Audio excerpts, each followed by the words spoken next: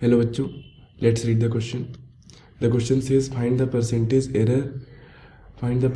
error in calculating the surface area of a cubical box and error of 1% in measuring the length of edges of the cube. तो सबसे पहले इसमें देख लेते हैं कि क्या की कॉन्सेप्ट हैं, ठीक है।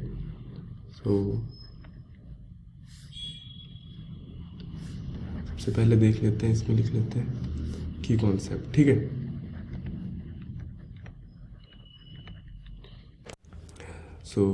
अब लिखते हैं यहाँ पर की कॉन्सेप्ट क्या हो जाएंगे।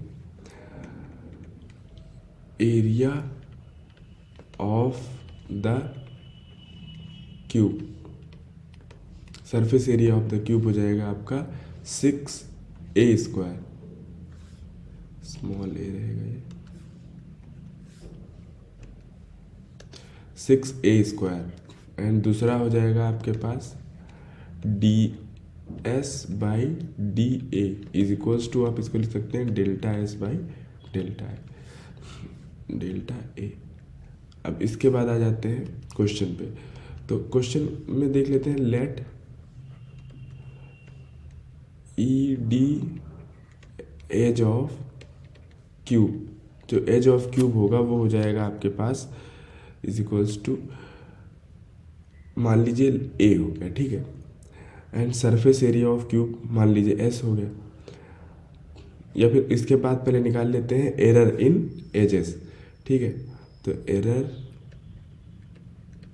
इन एजेस, तो ये हो जाएगा 1% ऑफ ए, तो ये हो जाएगा a into 1 divide by 100 is equals to a/100, ठीक है। तो ये है क्या, ये है delta A is equals to हो जाएगा a/100। अब यहाँ से लिख लेते हैं सरफेस एरिया ऑफ